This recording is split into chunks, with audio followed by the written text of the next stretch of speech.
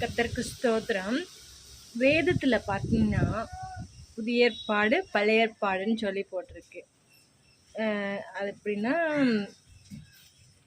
ஏசு first பழைய ஏற்பாடு வந்து ஆண்டவர் இயேசு பிறக்காததுக்கு முன்னாடி, புதிய ஏற்பாட்டில் வந்து இயேசு கிறிஸ்து பிறந்த அப்புறம் அப்படி 2 போட்டிருக்கு. பழைய ஏற்பாட்டில் இந்த நோயாக இருந்துச்சுனாலும், பாவம் தப்பு செஞ்சாங்கன்னாலும் என்ன செய்வாங்கன்னா, தொலைதூரத்தில் போய் வச்சுருவாங்க. தொலைதூரம்னா மக்கள் இருக்காத இடம், மக்கள் இல்லாத இடத்துல அவங்க வைக்கப்படுவாங்க. அவங்களுக்கு தப்பு செய்கிறவங்களுக்கு மரண தண்டனை. இப்போ நோயாக இருக்கிறவங்களுக்கு அவங்களுக்கு ஒரு குறிப்பிட்ட நாட்கள் அதில் அவங்க குணமடைந்தாங்கன்னா அவங்க வந்து மக்களோடு சேர்க்கப்படுவாங்க. இல்லைன்னா அவங்க தனிமைப்படுத்தப்பட்டுட்டே தான் இருப்பாங்க அப்படின்னு. ஆனால் இயேசு கிறிஸ்து பிறந்த அந்த பகுதியில் ஆனால் அப்படி கிடையாது. இயேசு கிறிஸ்து வந்தாங்க. இயேசு கிறிஸ்து வந்து நமக்காக இந்த உலகத்திலே பிறந்து நமக்காக இரத்தத்தை சிந்தி நம்மளுக்கு ஒரு மீட்பை, ஒரு ரட்சிப்பை நம்மளுக்கு கொடுத்துருக்கிறார். மீட்பு அப்படின்னா விடுதலை, பாவத்திலிருந்து விடுதலை, நோயிலிருந்து விடுதலை கொடுக்கறதுக்கு அவர் வந்து நம்மளை நமக்காக சிலுவையிலே ரத்தம் சிந்தினார்.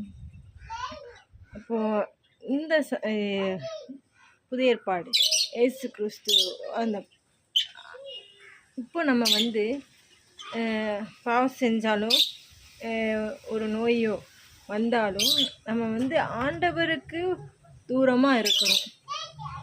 ஆனால் நம்ம வந்து சகஜமாக மக்களோடு நம்ம இருக்கிறோம். ஆனால் இயேசு கிறிஸ்துவை நம்ம நோக்கி பார்த்தோம்னா, இயேசுவை நோக்கி பார்க்கும் பொழுது அங்கே ரட்சிப்பு இருக்குது, விடுதலை இருக்குது, ஆரோக்கியம் இருக்குது. பாவத்திலேருந்து விடுதலை கொடுக்க ஆண்டவரால் முடியும். அப்போது நம்ம இயேசுவிட்ட வரணும். என்ன பாவம் செஞ்சாலும் நமக்கு தெரியும். ஆனால் நம்மளால் அதை போய் நான் இந்த தப்பு செஞ்சுட்டேன் அப்படின்னு சொல்ல முடியாது. ஆனால் ஆண்டவர் சமூகத்தில் போய் நம்ம உட்காரும்போது ஆண்டவர் நம்மளுடைய பாவம் என்னெல்லாம் செஞ்சோமோ அதெல்லாம் சொல்ல முடியும். ஆண்டவர்கிட்ட போய் சொல்ல முடியும். அது நம்மளோட இதில் வந்து அது கொட்டப்படும். நம்ம இனிமேல் செய்யக்கூடாது. ஆண்டவர் சமூகத்தில் போய் உட்கார்ந்தோம்னா நம்ம விடுதலை பெறுவோம். நமக்குள்ளே ஒரு சந்தோஷம் உண்டாகும், புதிய சந்தோஷம் உண்டாகும், புதிய சமாதானம் உண்டாகும், ஒரு சுகத்தை நீங்கள் பெற்றுக்கொள்ளுவீங்க. அதுதான் புதிய ஏற்பாடு. இப்போ நீங்கள் இன்றைக்கி பாவத்தில் நான் விழுந்துட்டேன், நான் பாவத்தில் இருக்கேன், நோயாக இருக்குது, வியாதியாக இருக்கேன் அப்படின்னு சொல்கிறீங்களா? நீங்கள் என்கிட்ட வந்து சொல்ல முடியாது. என்கிட்ட வந்து சொன்னால் என்ன நடக்கும்? உண்மையும் நடக்காது. நான் வாயில் வார்த்தைகளை சொல்லுவேன். நான் ஆண்டவர் சமூகத்தில் வந்து சொல்லணும். ஆண்டவர் சமூகத்தில் போய் அமைதியாக உட்கார்ந்து ஆண்டவர்கிட்ட நீங்கள் தியானிக்கும்போது ஆண்டவர் உங்களோடு பேசுவார். அந்த வியாதியோ பாவமோ அதெல்லாம் இயேசு கிறிஸ்து உங்களுக்கு அதில் விடுதலையே கொடுப்பார். ஆமென்.